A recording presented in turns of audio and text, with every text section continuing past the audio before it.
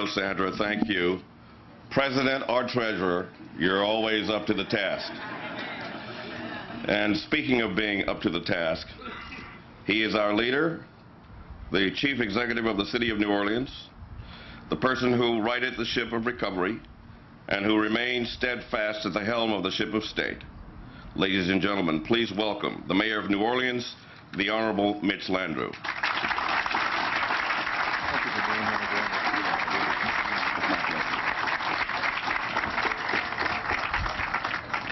Man, Michael and Tommy are going to tear us up. That was spectacular. Thank you very much for your performances. Marie Bookman, for those of you who don't know it, is a local lawyer and evidently a poet too. That was beautiful. Good morning to all of you.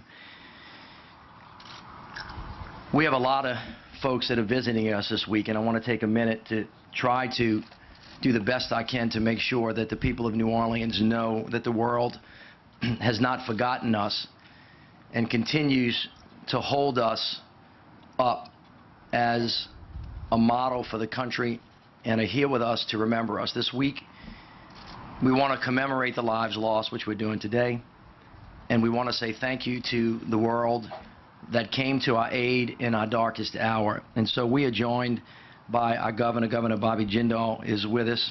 Mr. Sean Donovan, who is a director of the United States Office of Management and Budget.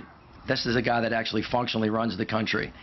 He was a Secretary of Housing and Urban Development and was one of our greatest advocates and cheerleaders. Sean, it's great to see you. Thank you so much. Senator Bill Cassidy is with us. Senator, it's nice to see you. Senator Mary Landrieu is with us. Senator, thank you so much for coming. Democratic leader of the United States House of Representatives, Nancy Pelosi, who was one of our great champions with Women in the Storm and Ladies for One and helped lead the effort in Congress. Thank you so much. Congressman Maxine Waters, U.S. House of Representatives from California, who was on the ground innumerable times. Congressman Sheila Jackson Lee, who was helping all the way and pulling. Thank you so much for being here. Elena Scarbi, who is the Consul General of Italy, who is in Houston, is here. Glenn Curtis, who is the Major General of the Louisiana National Guard. These guys, y'all are unbelievable. Thank you so much for being here. Rear Admiral David Callahan, the commander of the 8th District Coast Guard, on the ground, in the water. Our council members are with us today: Susan Guidry, Latoya Cantrell, James Gray, Jared Brosette. If the other council members, again, I don't see you, forgive me. But the council has been an incredible partner with me. Our coroner, Dr. Jeffrey Rouse, is with us today. And we are also joined by the coroner, who was the coroner at the time, that had a lot to do with this facility being open, Dr. Frank Mignard. Frank, it's nice to see you, and thank you for your work. To Belva Michor Pichon, who is the president of the Crescent City Funerals Directors and the Obamas Association, and of course, the Rhodes family. Now, everybody who's not from here, Louisiana is just a place of families. We got a lot of them, and they're all big. And the Rhodes family is one of the biggest, and have been here for a very long time, and have really not only helped us live, but has helped us move on in our passing on ceremonies as beautifully and as wonderfully, as have all of the other funeral directors. So thank you all so much for the work that you've done. Mr. Don Doyle, who is president of New Orleans Embalmers and Associates, I thank you. All of the pastors and ministers, Archbishop, it's great to see you. Thank you for your great spiritual leadership, as well as the other pastors who have done such an incredible job. I see Pastor Martin, Pastor D. Thank you all so much. Y'all have, as a faith-based community, have been just incredible in bringing us together in joy and in sorrow, in sickness and in health, and really making sure that we as a people find that depth that we need to stand back up and to rise again. And then finally, General Honore, it's great to see you. Thank you so much for being here. John Young, Parish President from Jefferson Parish, is with us today. John, thank you. We recognize that although we are in New Orleans, this storm decimated the entire Gulf Coast. 1 million homes were hurt. We lost 1,800 brothers and sisters, mothers and fathers, aunts and uncles. We literally lost a piece of our future. And of course, forever lost the past that they carried with them throughout their lives. You know, we talk a lot about being thankful for how far we have come. And the city of New Orleans clearly is on a path to a better place. But we have always said that we are not going forward if we cannot go forward together, and we will not leave anybody behind.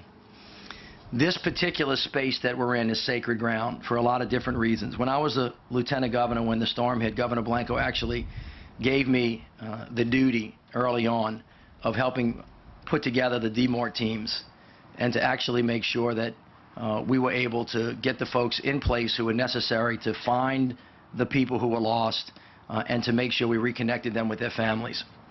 Dr. Minyard and Dr. Cataldi on the state level, and Dr. Rausch, you were there as well, had the unenviable task of trying to find the deceased who had been alienated from their families. And we had a large space in St. Gabriel.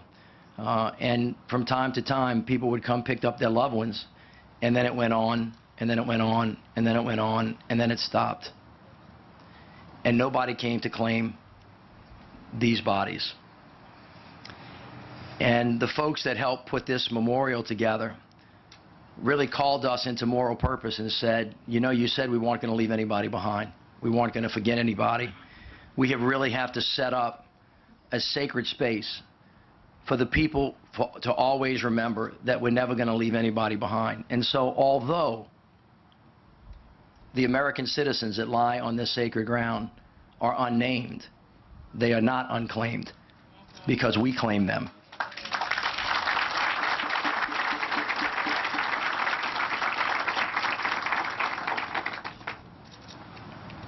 We have to recommit ourselves to each other.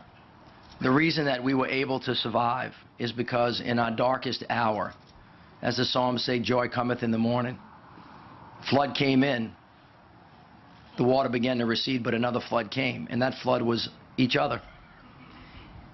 You knew from the moment that you were on the ground, and there are a lot of first responders in this room who saw the incredible outpouring of support, human beings breaking down in their mind every barrier that existed before. They stopped seeing color, they stopped seeing race, they stopped seeing creed, they stopped seeing geography, and the humanity that poured out of the souls of Americans towards other Americans was one of the most uplifting things that I have ever seen in my life, and we saved each other.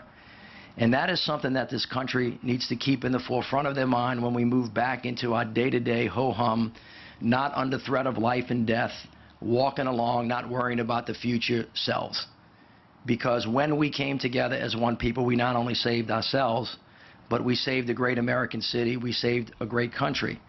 And we come here today to recommit ourselves to the notion that no American is going to be left behind. There are certain circumstances where people are forgotten and they can be unnamed, but they can't be unclaimed. And this space is testament to that fact. Now let's be clear. Today is about commemoration. Specifically, we're going to remember. But as soon as we finish this, we're going to get back to work. There will be 10,000 volunteers on the streets of the city of New Orleans today. Neighbor helping neighbor, American citizen helping American citizen. Because at the end of the day, this is really a story of resurrection and redemption. It's a story about tragedy to triumph. It's a story about overcoming no matter what it is that comes our way. Tommy, as you said, nothing is going to hold the people of the city back. Nothing is going to hold the people of America back, because New Orleans will be unbowed and unbroken. We're still standing after 10 years, and we have risen again, and we will rise again, and we will go forward, but we can only do it if we hold each other up and we don't leave anybody behind. So God bless you all, and God please bless these unclaimed and unnamed bodies that we hereby claim today. Thank you so much.